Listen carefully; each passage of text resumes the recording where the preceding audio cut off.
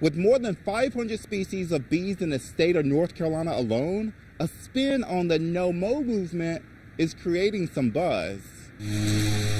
The idea behind no mowing in the month of May is to provide flowers for bees, butterflies, and moths. City arborist Lloyd Reed says a bee-friendly habitat is significant for everyone. About 1 out of every 3 bites of food we eat is pollinated by an insect. So we need to keep our population of insects around so we can have all the good foods we like watermelons and apples and almonds. While some people prefer a well-manicured lawn for curb appeal, Reed says there are some other ways you can support the population of spring pollinators. If you can concentrate the low mow in the backyard and let those different flowering plants come up, that's a great thing. Keep maintaining your front yard to the standard that you're looking for. Maybe your HOA requires it, but then you have an opportunity to have a natural area in your backyard. And before you chop down the idea altogether, the Department of Agriculture has a lazy lawnmower initiative where research states mowing less affects the abundance and diversity of bees. Well, I like the term low mow. So what that would be is to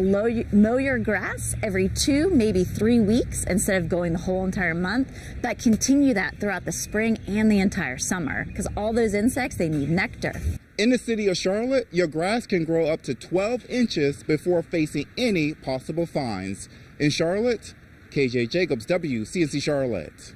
WCNC Charlotte. Weather is a kind of science that you get to see and experience every day. And I think some people don't even realize how much it affects them. That weather has a huge impact on how it threatens your family, your livelihood.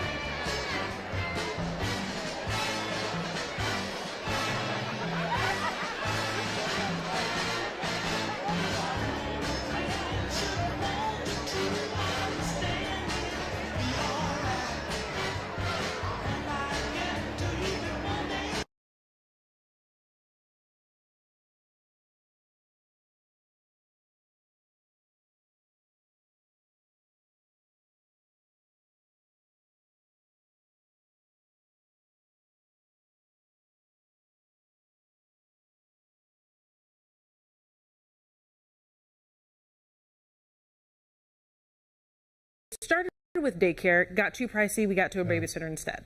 Yeah, daycare is so expensive. It's more expensive than paying for college in some instances. Oh, wow. And so I know so many moms that have had to quit their jobs because it was cheaper for the family, for the mom just to stay home. So, you know, offices and workplaces need to make it easier for moms out there. Oftentimes, one parent's salary is exclusively used for childcare. Yes, yes. Yeah. All right. Yeah, thanks.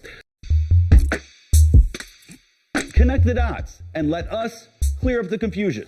We're here to make sure the news makes sense. And with Connect the Dots, you'll understand how the headlines impact your family. See the difference on WCNC Charlotte. Tonight in Stanley County, there's an overwhelming concern for safety on the road, but not in the way you would think. Dozens of people telling WCNC Charlotte while driving in a certain area, objects have been thrown at their cars, causing damage and even hitting drivers. As WCNC Charlotte's Austin Walker reports, law enforcement essentially had its hands tied until now. It's been a perplexing topic for some Stanley County residents. I wouldn't think anybody would.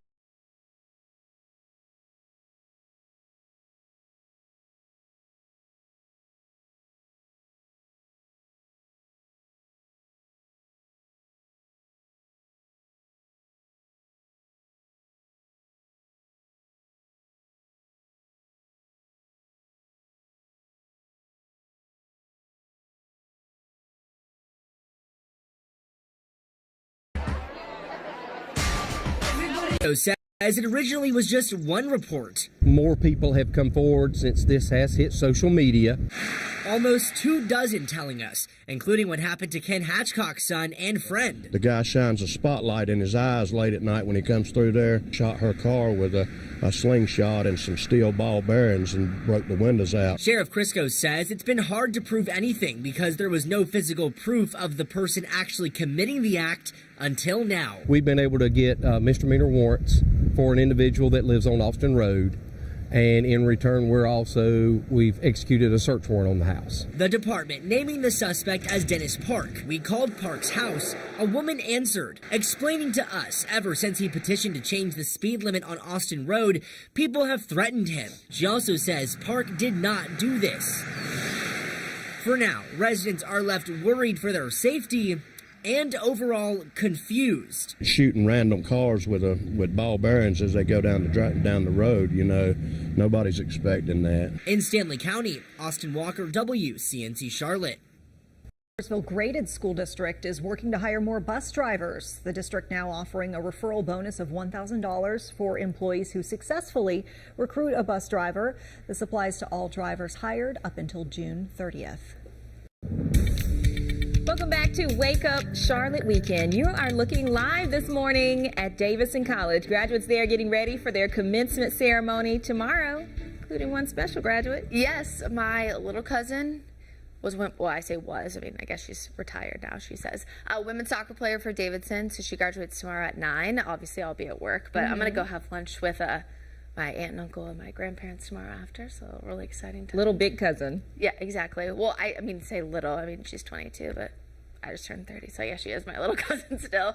But no, I mean, you know, the weekend, I guess, could technically be better if we didn't have a chance of rain at all and if it wasn't humid, but I don't think it's really going to impact those ceremonies if they're in the morning. Okay, that's good news. Mainly afternoon rain chances this weekend, but honestly, it's not a terrible weekend. I know many folks waking up and stepping out the door, and Kaylin, I don't know if you felt it, but I really felt it this morning. It was like you opened up the front door and it kind of hit you. It's not summertime humidity just yet, but it's a big change from what we've been used to as of late, and that actually level of humidity has prompted a little bit of patchy fog this morning. You can see that down south on our Dallas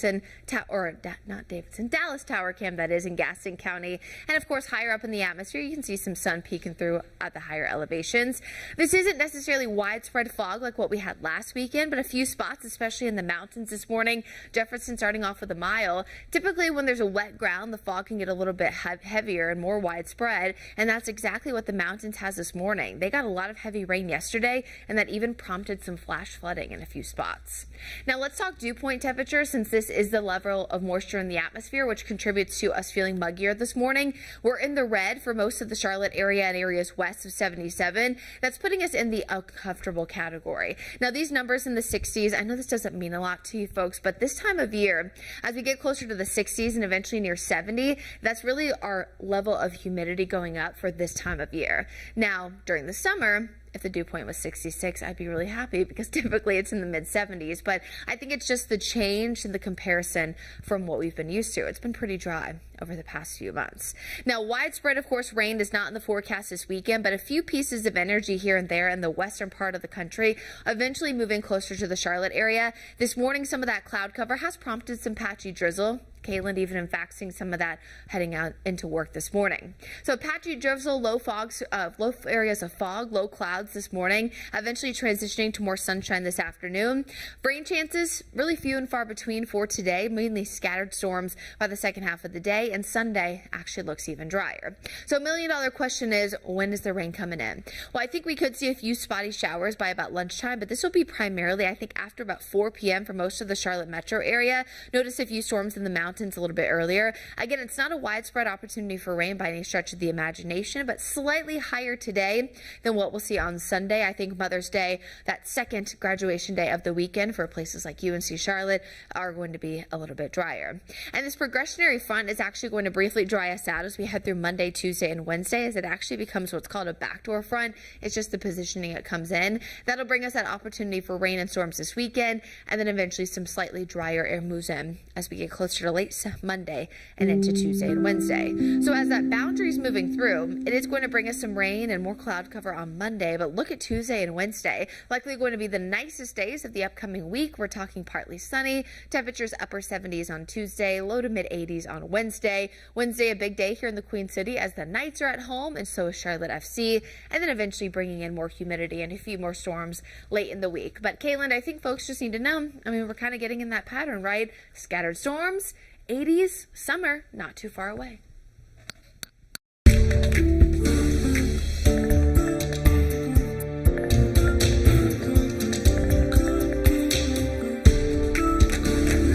Well, we are about a month away from the start of hurricane season. And if you've never been prepared, now is a good time. It is a good idea to get a head start on all those preps around your home. Meteorologist Brittany Van Voorhees has what you need to know this afternoon.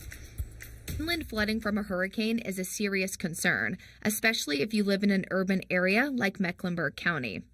Chantilly Ecological Sanctuary Pond is just off Briar Creek.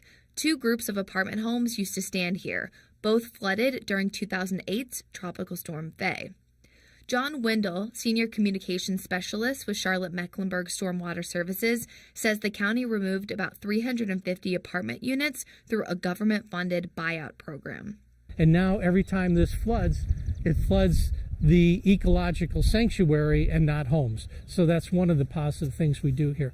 Flooding is a top cause of death during tropical systems. And so when you hear the stats about the number of people dying from flooding inland, away from the coast during tropical systems, it's really important to get that message out. To protect you and your property, officials suggest doing an insurance check.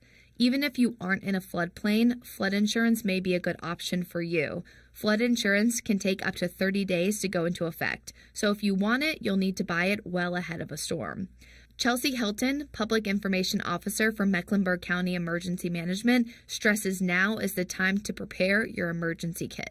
So one of the things to include in your emergency kit is water, non-perishable foods, flashlights, batteries, medications, pet supplies, things like that, in case you are stuck in your home or in your vehicle for long periods of time.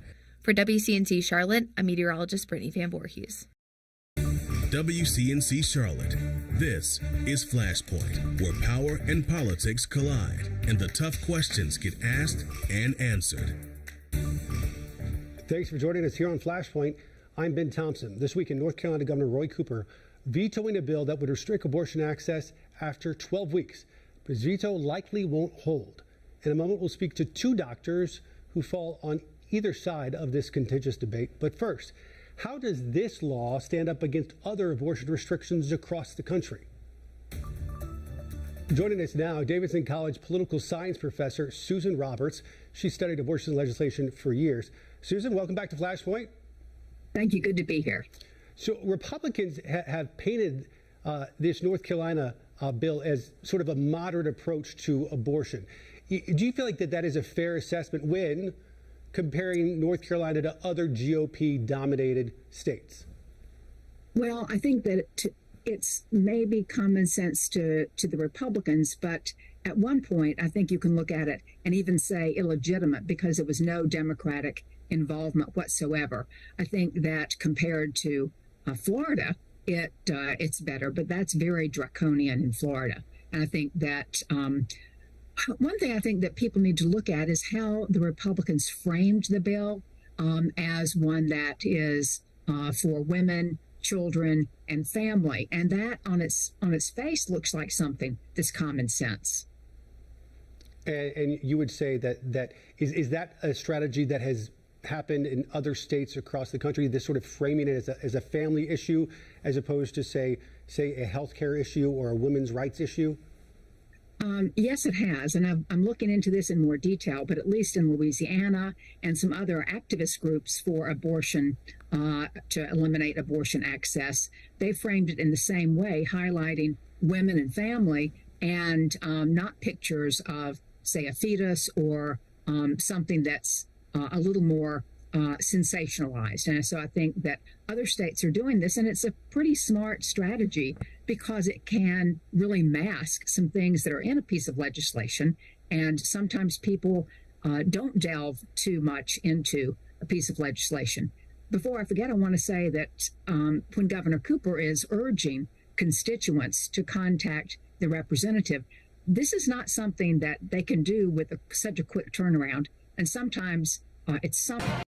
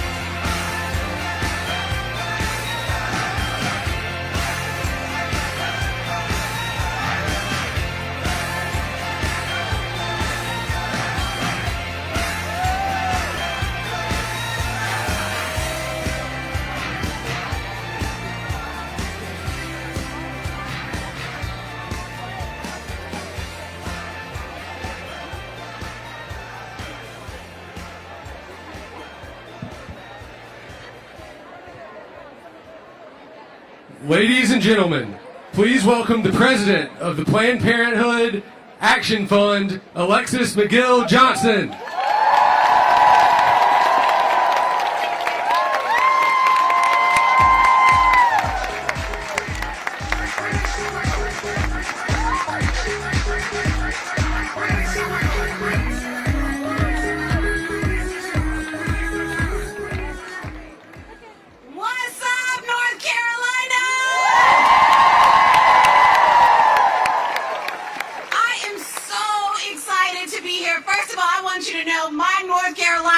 Run deep. My grandmother, my mama, my family, everybody is down in North Carolina, and I am so honored to be here to represent Planned Parenthood, but also to come to where the fight is.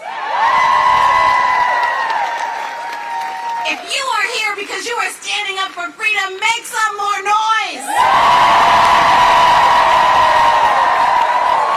If you believe that politicians should stay out of a doctor's office, let's get loud.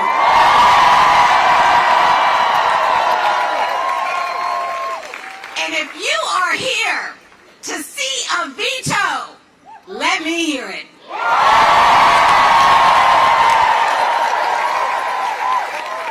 Woo, y'all. I'm not gonna lie, we are living in a moment right now. A moment. It has been 10 months since the Supreme Court took away our power to control our bodies and gave it to the states. 1 in 3 women, trans, and non-binary people can no longer get access to the care at home. There are abortion bans in 19 states. And in just the last few weeks, we have seen North Dakota, Florida, they continue to come. They are not stopping. They are doubling down. And even here in North Carolina, politicians pushed through a sweeping abortion ban in just 48 hours. Shame, because they know, right? They know that if the people had their say, it would never happen.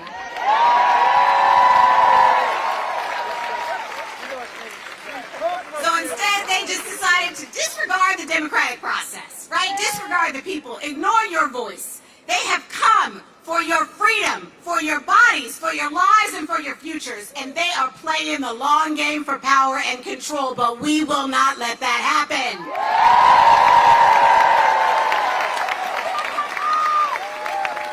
We know what happens when these bans happen. We know who bears the burden of these attacks. People of color, people with low incomes, young people, LGBTQ plus people. But what they don't know is that we are ready. And that's because we don't get ready, we stay ready. All of you, we're ready to come out today to show these politicians that we won't back down. The people of North Carolina are ready to rise up and demand their freedoms, and today Governor Cooper is ready to veto this bill.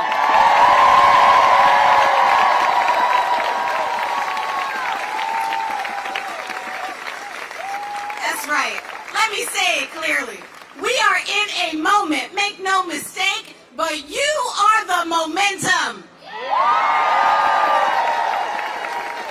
Your fight, your advocacy is powering this moment right now. You are showing up, you are getting loud, you are being fierce advocates for freedom. You have shown up that we won't back down from a fight at every turn. We are going to continue to fight until we are able to expand our rights.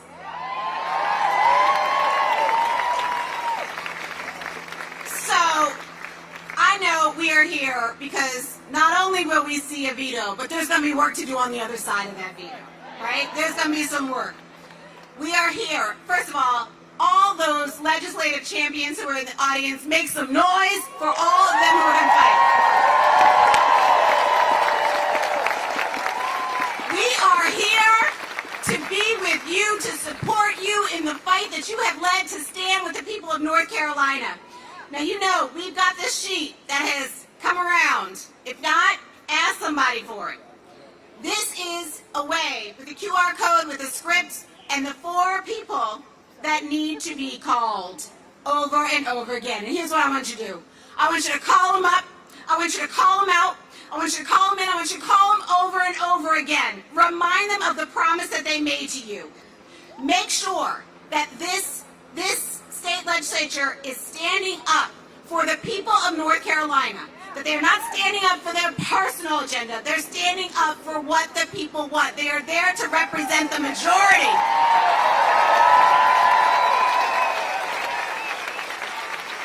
Let's make sure they know that if they don't, we are ready.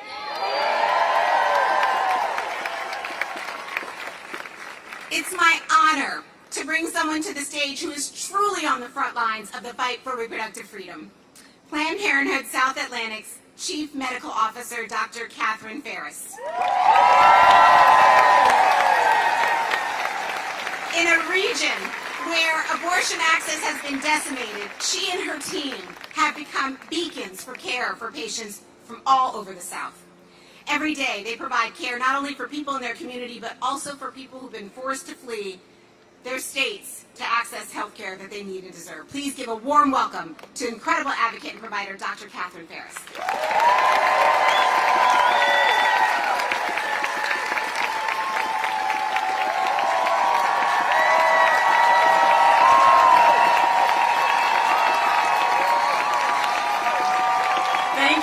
Thank you all for being here this morning.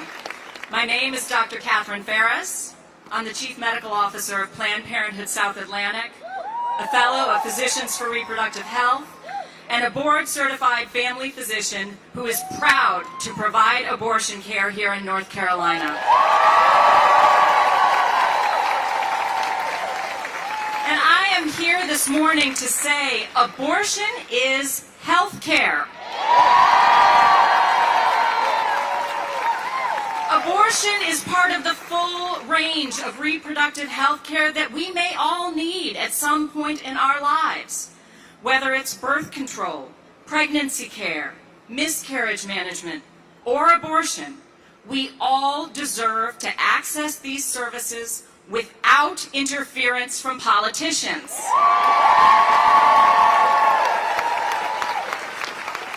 I see patients every day who already have a difficult time getting abortion in this state. North Carolina has been hostile to reproductive health care for many years, and lawmakers have spent over a decade chipping away at the care I was trained to provide. People seeking abortion in North Carolina must often pay for the abortion out of pocket, travel long distances to get to clinic, take unpaid time off of work, find and pay for child care, and unnecessarily delay their abortion procedure because of all of these barriers, pushing them further into pregnancy. And this is unacceptable. Every person should be able to get the care they need from a provider they trust in their own community with dignity and respect.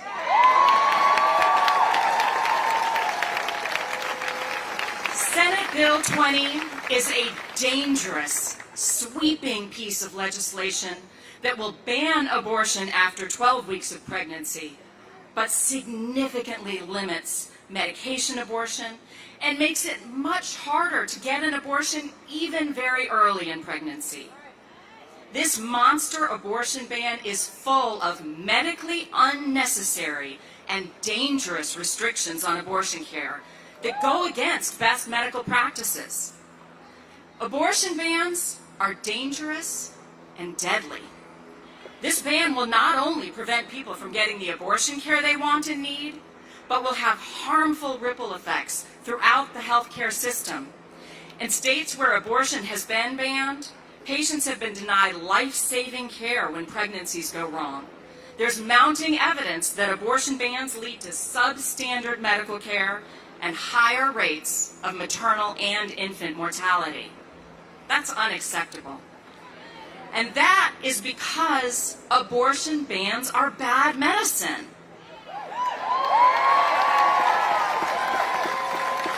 They create a chilling climate that ties the hands of doctors, interferes with best medical practices, and puts patients in dangerous situations.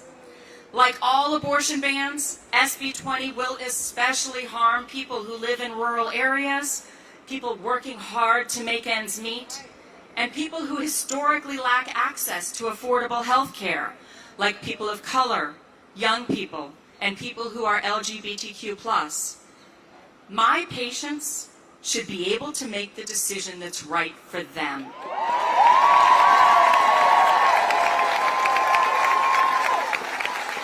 But with this bill, the state legislature is stepping in and saying, no, we know better than you. We know what you need in your life. We know what you should choose for your health care. Well, that is not okay. That is not what I want for my patients. That is not what we want in our state. The government should never force a person to carry a pregnancy or give birth against their will. Never. A person's health, not politicians, should guide important medical decisions at all stages of pregnancy. So on behalf of providers and the patients we serve, there has never been a more important time to act. I am deeply grateful to Governor Cooper for his leadership to protect access to abortion care.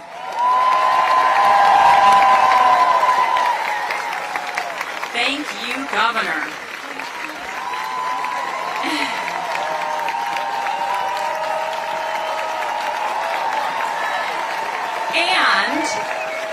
And thank all of you for coming out today as we collectively send a strong message to anti-abortion politicians.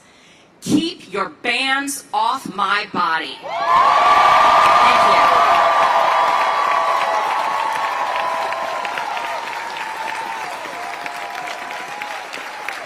Let's hear it for Dr. Ferris and all of our providers.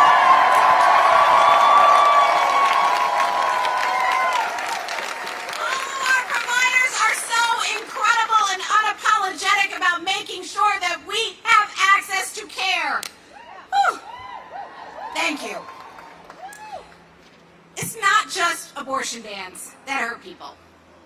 The stigma around abortion is so toxic and so judgmental and so deeply rooted in this country.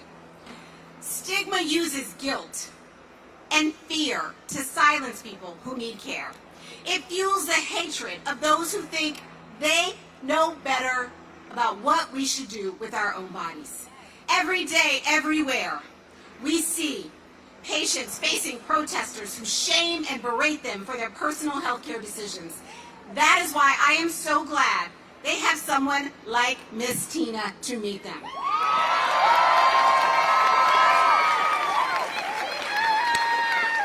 Tina Marshall is the founder of the Black Abortion Defense League. A Black-centered grassroots group of clinic defenders that offer support and encouragement to abortion patients on the front lines. Let me tell you something. If you haven't seen a superhero, you've seen it in Miss Tina. Miss Tina, come on up.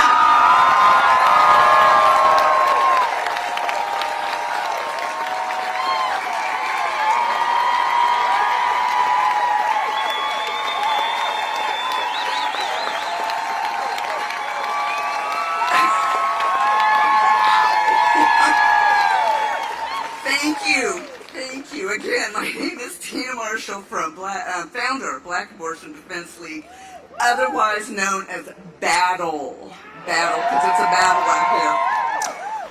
And I'm a defender at a local clinic in Mecklenburg County.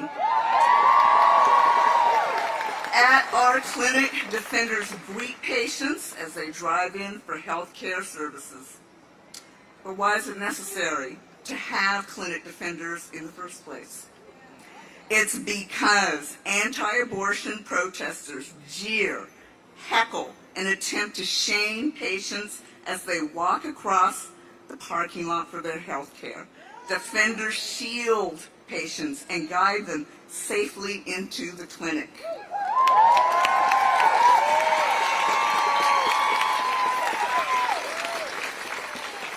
So imagine driving into your doctor's office and having complete strangers block your car with their bodies in an attempt to keep you from getting to your appointment.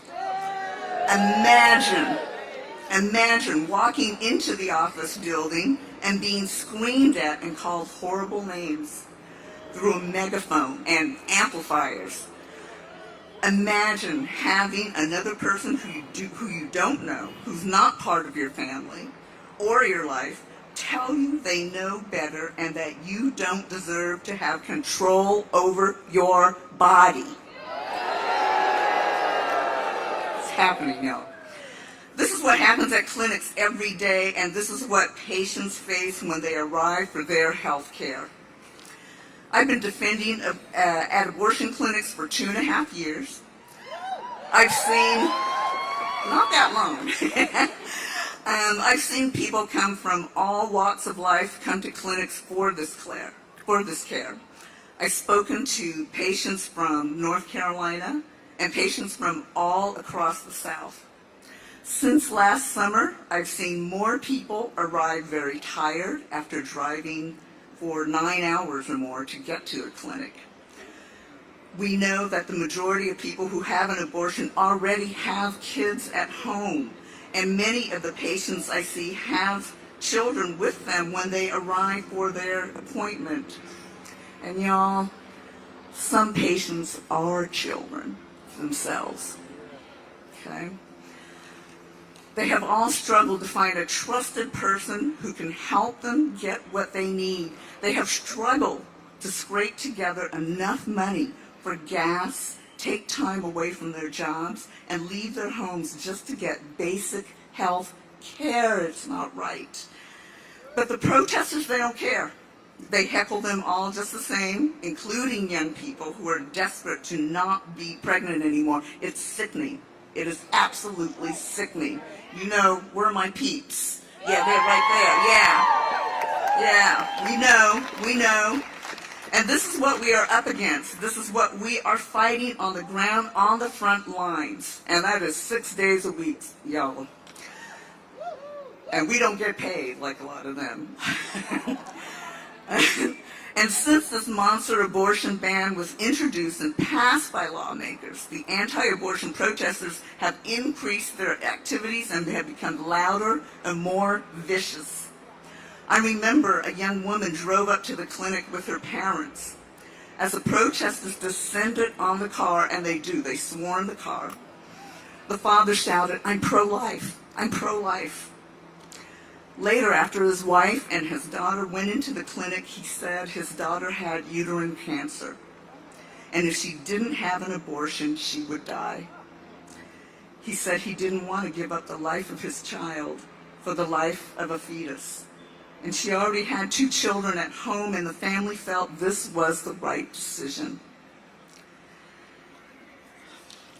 If this monster abortion ban goes into effect, people like this young woman will have limited options and could lose their lives. Y'all, we see this every single day, every single day. People like this young woman would have to make multiple trips to the clinic and would be forced to face the vicious protesters every single time. She'd have to first come for an unnecessary state-mandated consultation. It's kind of dumb. It is dumb. Wait at least 72 hours and then come back again for her actual appointment.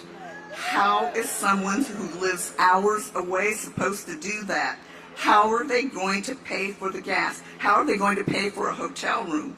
How are they going to make up for those lost wages from their jobs? It's going to be impossible for many. Y'all, I've seen a lot. And I've seen a lot of tears. Tears of joy. Tears of anger, but most of all, tears of gratitude our great state of North Carolina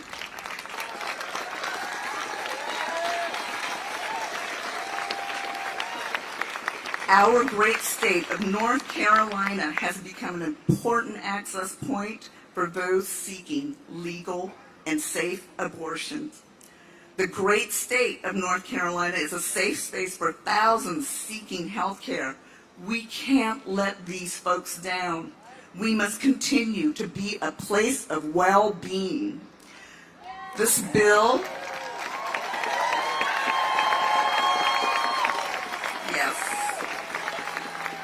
this bill is inhumane and it is dangerous. So I ask the legislators to sustain the veto so North Carolina can remain great. Thank you.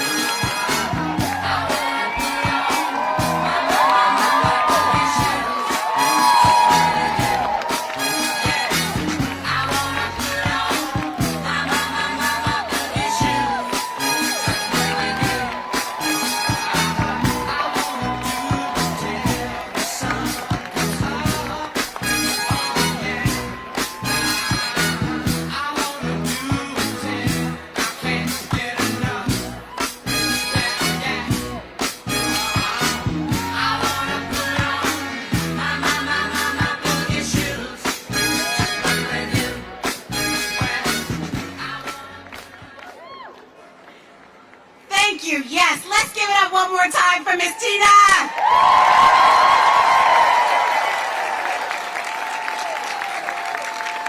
Let's give it up another time for all our incredible providers.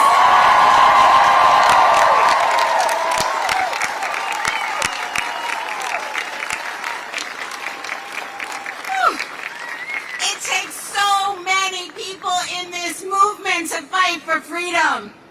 Right now, millions of people in the U.S., especially in the South, are dealing with loss of control over their bodies and their lives and their futures.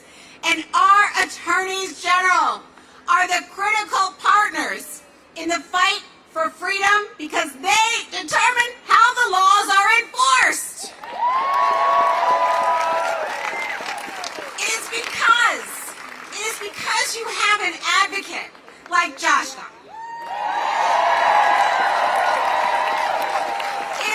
You have a fighter like Josh. It's because you have a warrior who understands reproductive freedom that it can even still exist in North Carolina. Josh fought for reproductive rights when he was in the state Senate. He is fighting for reproductive rights as Attorney General. He will never stop fighting for reproductive freedom in the future. Please give me a warm round of applause for Attorney General Josh Stein.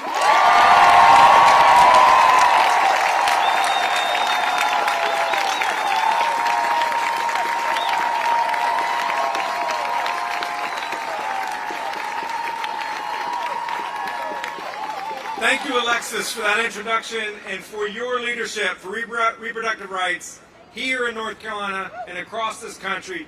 Let's give it up for Alexis McGill Johnson.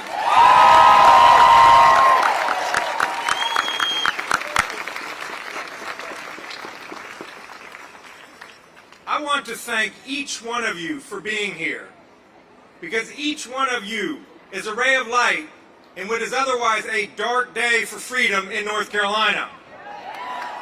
The Republican General Assembly does not trust the women of North Carolina to make their own decisions about their own bodies their own families, and their own futures. These decisions are among the most personal that anyone ever makes.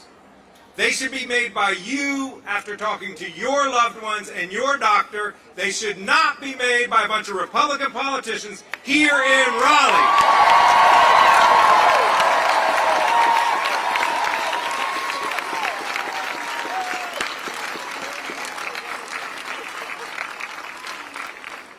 Yet that is exactly what this bill would do. Strip you of your reproductive freedoms. It imposes intrusive, burdensome, unreasonable requirements on women and providers to severely restrict all forms of abortion in this state. They know what they are doing is profoundly unpopular. That's why they are trying to trick you by saying this is about protecting the women of North Carolina, but we know it is about controlling the women of North Carolina.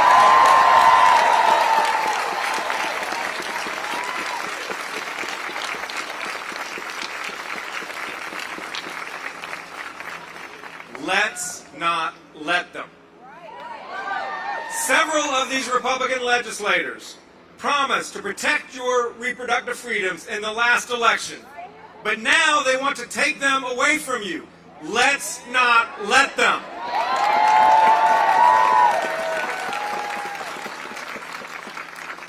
They drafted this monstrosity behind closed doors to silence your voices. Let's not let them.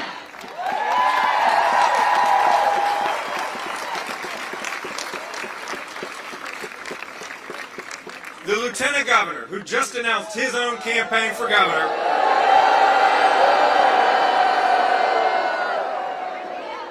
just a few weeks ago said that if he were governor with a willing legislature, he would pass a bill saying you cannot have an abortion in North Carolina for any reason.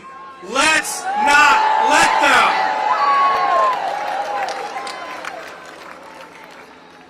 Today is not a day to accept defeat. Today is a day to double down and fight.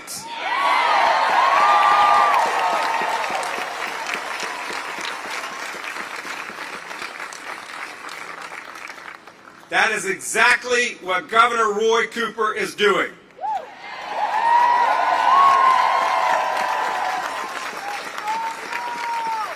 Governor Cooper is a champion of our individual liberties. He has proven time and again that he stands with us and will protect our rights. And that's why he is going to veto this bill.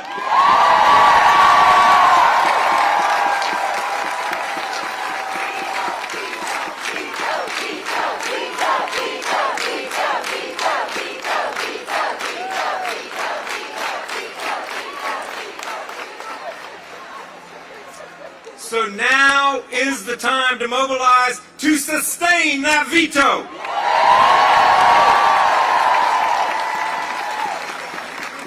We must call every Republican member of the General Assembly and demand, do not take away our freedoms.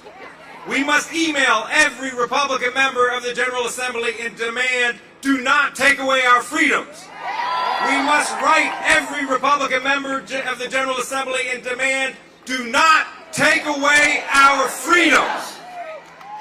We have to mobilize to defeat this legislation right now. But we also have to mobilize over the next 18 months because we have to win elections.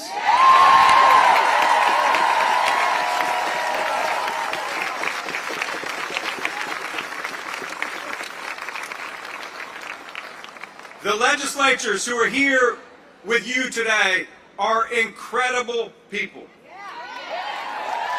They are fierce advocates, fierce defenders of your rights. There is not enough of them. We must win seats in the General Assembly.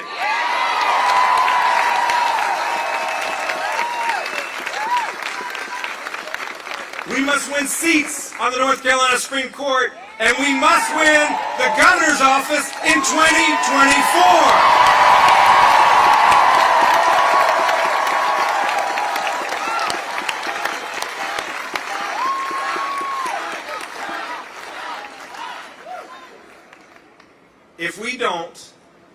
completely ban abortion in North Carolina. We will not let them.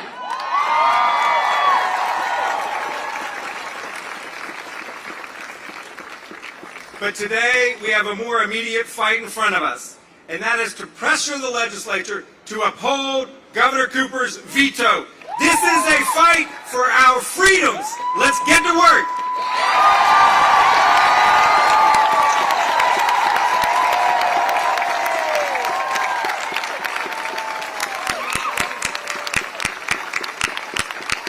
Let's give it up one more time for AG Justine!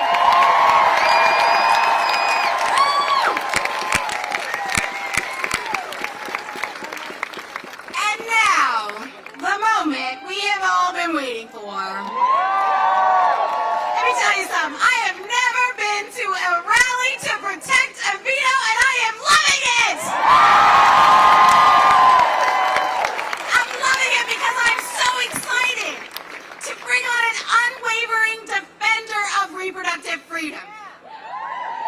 When abortion is no longer protected on the federal level, it is up to state governments. It is up to governors to be our backstop. And you all are so incredibly lucky to have Governor Roy Cooper as your backstop right now.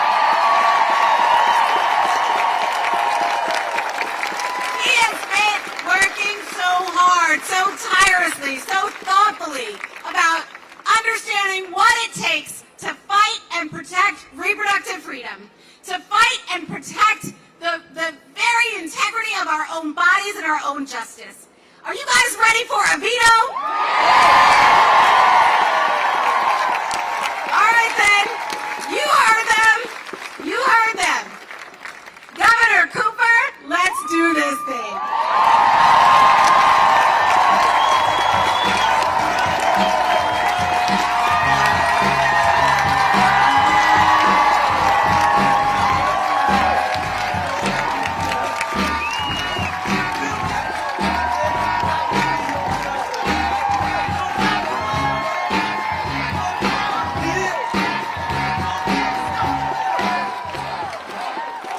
Hello, North Carolina! You know these rallies are happening all over the state. Thank you, Alex McGill Johnson, for your leadership of Planned Parenthood. Fantastic! Thank you, Tina Marshall, for your testimony.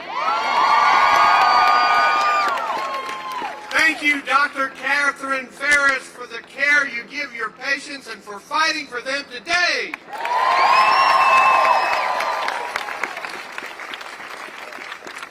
And thank you, Attorney General Josh Stein, for all you have done and all you're going to do.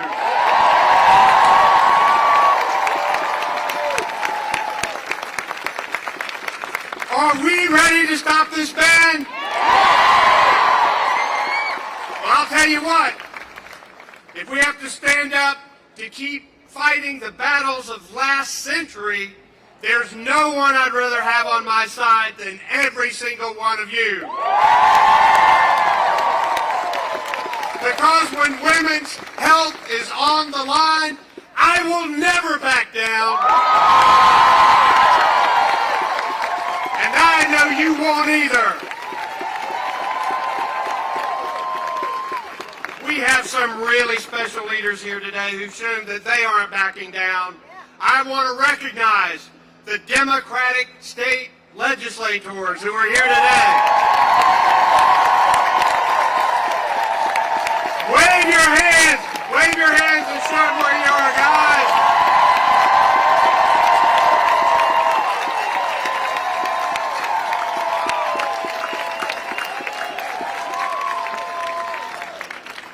They did an amazing job studying this complicated and confusing monster bill for the few hours they had and arguing like hell for the few minutes they were given to try to stop this ban on the floor of the House and Senate.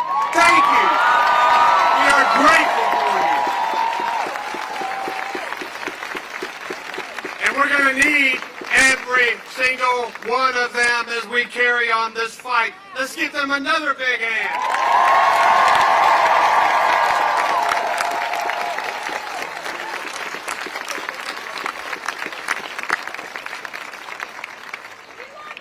You know, as governor, I'm working every day to move North Carolina forward. Better jobs, higher wages, better schools, safer streets, healthier communities. And I try to work with this legislature whenever I can to get things done. Forward is the only way ahead.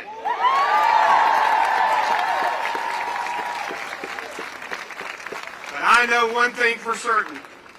Standing in the way of progress right now is this Republican supermajority legislature that only took 48 hours to turn the clock back 50 years on women's health.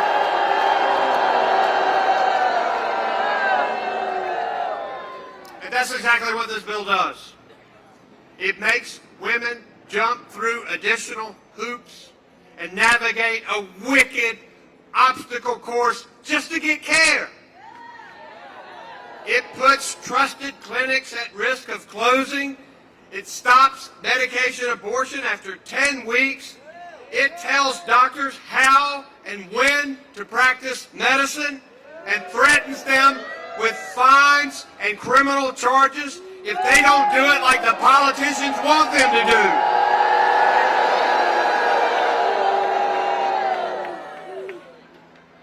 They say they passed this bill because they care about the lives of children. Really? Really? Then why not invest significantly more to reduce infant mortality in the state?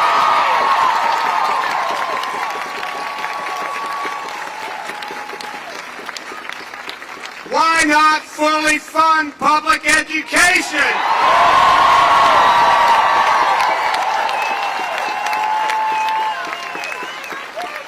Instead of giving millionaires yet another tax break and pay for their children's private school voucher.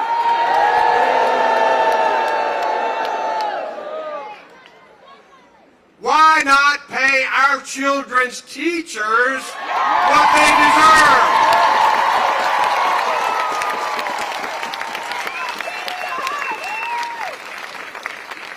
Why not pass common sense legislation that deals with the fact that gunfire has surpassed car accidents as the #1 cause of injury deaths for children in this state?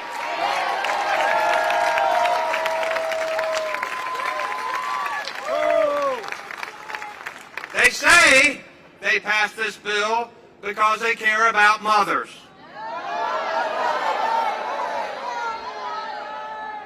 Then why not invest more in quality child care? So their children can learn and they can go to work. Why not invest more to reduce the number of women who die in childbirth? Why not equal pay for equal work?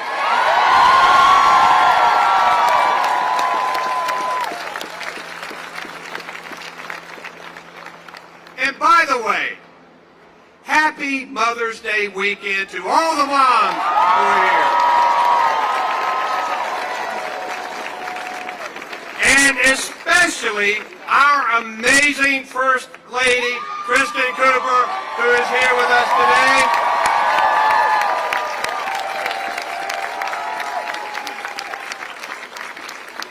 Along with one of my amazing daughters, Hillary, who is here today. And I know my mom, the best public school teacher in the history of North Carolina, is looking down on us and smiling today. I know that she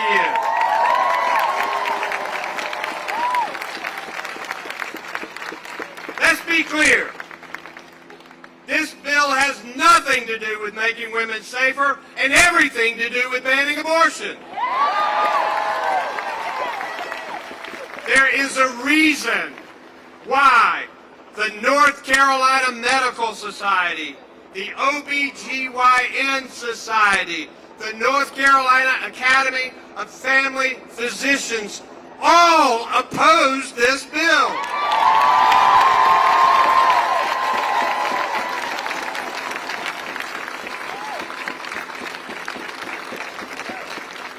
How about leave the medicine to the doctors and the decisions to the women?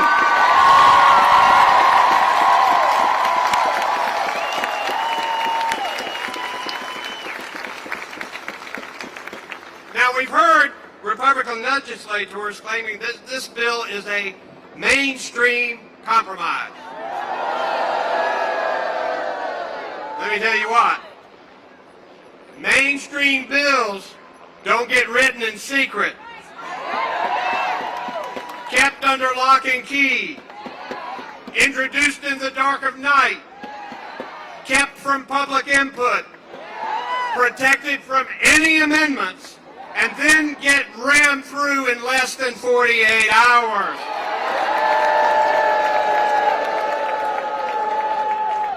Which is, by the way, shorter than the mandatory 72 hours they make women wait for health care after the first appointment.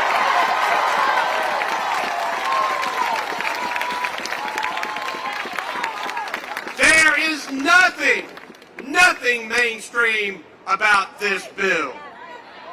They hid the dirty details of it. You know why? Because they didn't want you to show up. They know North Carolinians do not want abortion bans. So they dressed this up and they tried to disguise it. But together, we have showed up and we have exposed it.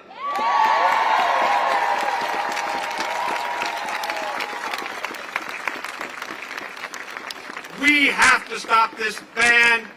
So today, right there, I'm going to veto it.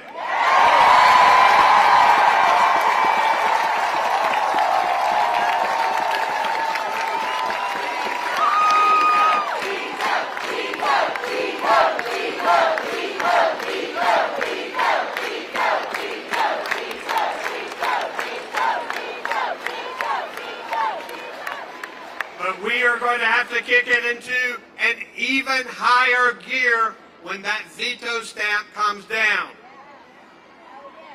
If just one Republican in either the House or the Senate keeps a campaign promise to protect women's reproductive health, we can stop this ban.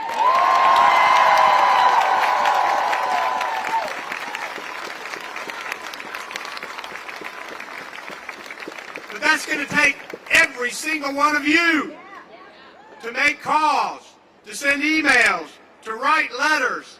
Tell them to sustain this veto. Tell them to ask the Republican leadership to stop it.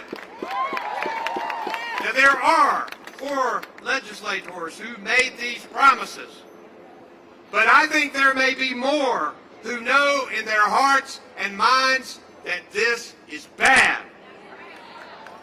Most of them, and these legislators can tell you that, most of them didn't get to see the bill until we saw it. Some may not have realized how horrible this actually is. Tell them that we need to stop going back to the last century and move forward.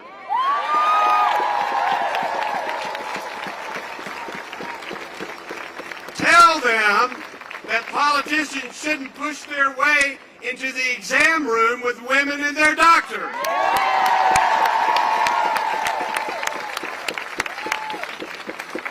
Tell them that women's lives depend on stopping this ban.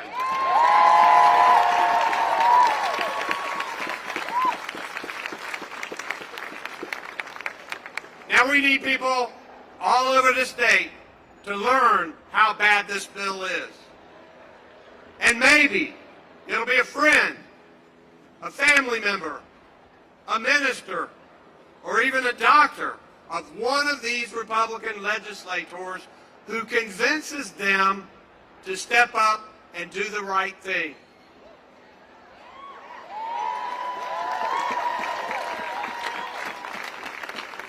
If just one Republican follows his or her conscience, if just one Republican finds the courage, if just one Republican listens to doctors, if just one Republican is unafraid to stand up to the political bosses, if just one Republican keeps that promise made to the people, then we can stop this ban.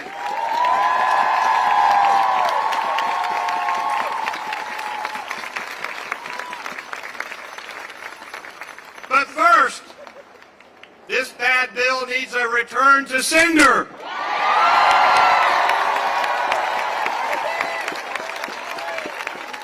This bad bill needs a veto. Are you ready to do it?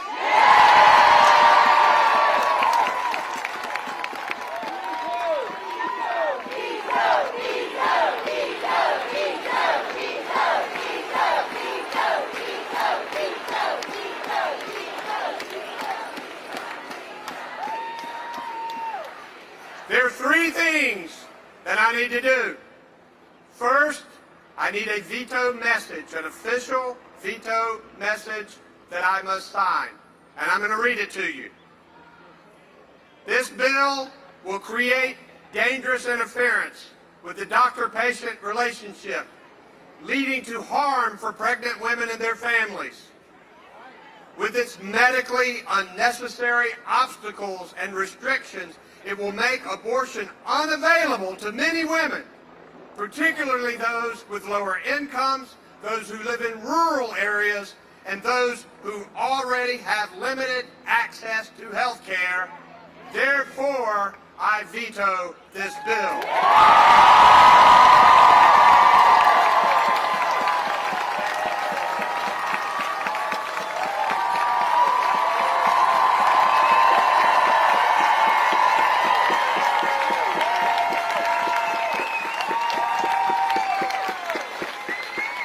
That part is signed.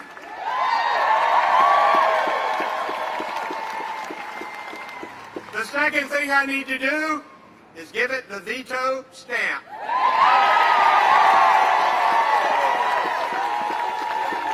You ready?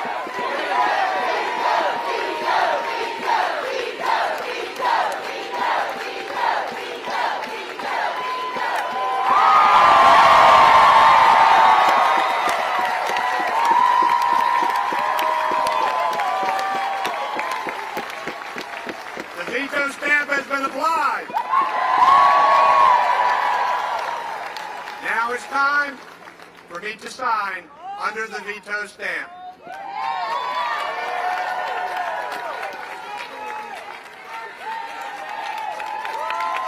We now have a vetoed bill.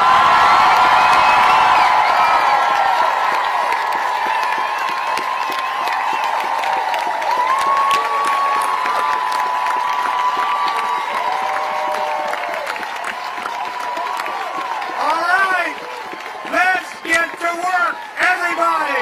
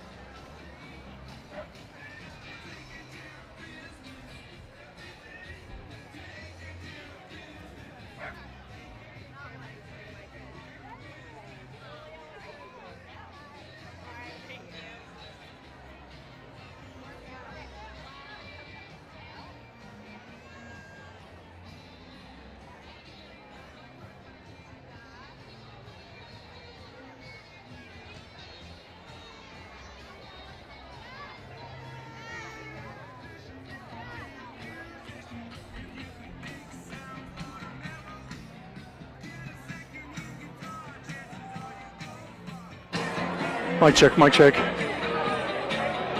Mic check, mic check, mic check.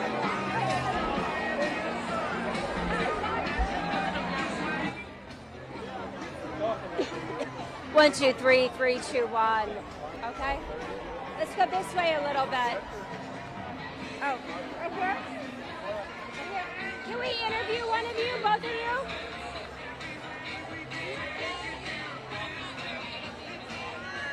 No? Okay, thanks. Hi, could we interview one of you, both of you, about why you're here? Okay. Yeah. Tell me what your name is. My name is Heidi Marks. Why are you here today? I'm here today because not only as a woman of North Carolina and a woman in general, I have a daughter who's 26 years old who's graduating as an attorney next week, and I think that social justice in this country is just crazy at this point. We need North Carolina to stand up for women's rights, reproductive freedom for everybody.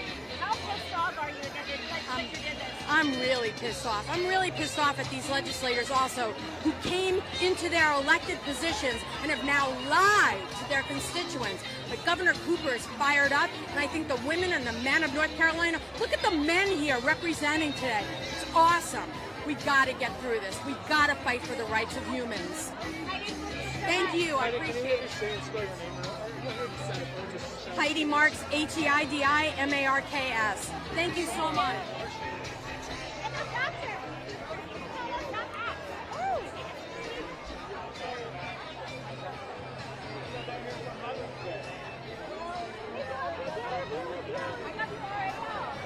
Sure.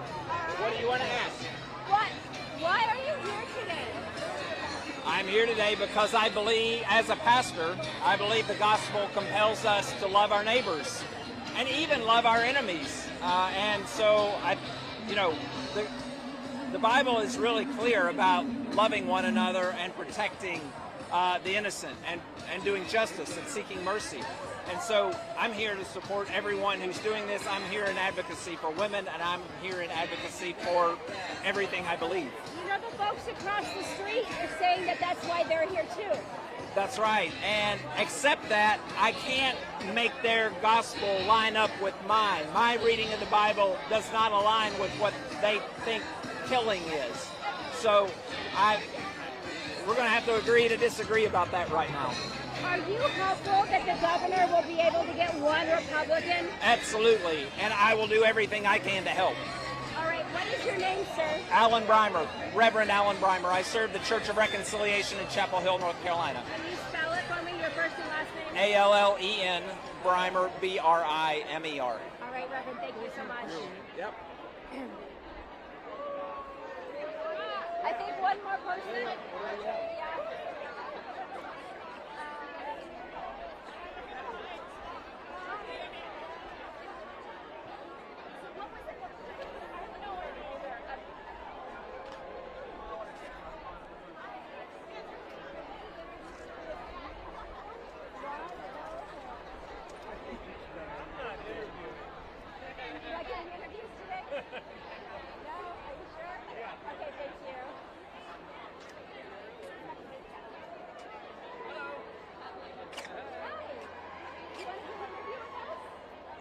I might not be the right one, but ladies.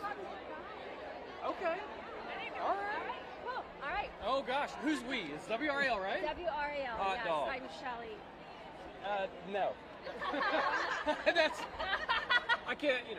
I mean, I can, but I can't. Hi. So, what is your name? First name, last name, spell both. Hi, Derek Eford, Derek Efird from Cary.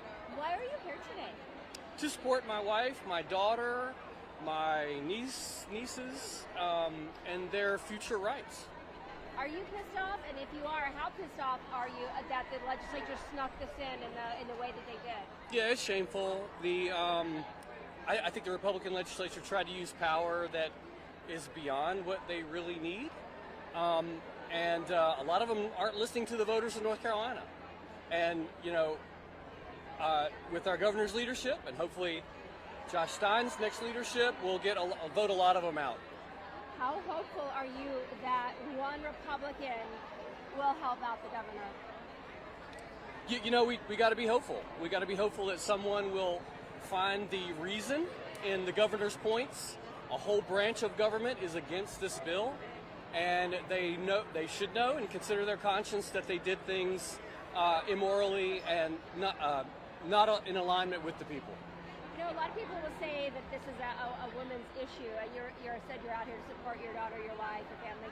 How is it an issue that affects you? So it may not affect me directly. I'm done having kids, right? But I have children, my lovely daughter, and I want them to make their choices. I want them to be able to make their choices. We live in a society that should value liberty and the rights to choose. All right, Jared, thank you so much. I appreciate it. Thank you, guys. Appreciate it. All right, we're good. Grandma's here and the other side. We'll go see. Well, I think I'll tell them. Oh, we gotta go down there anyway, so.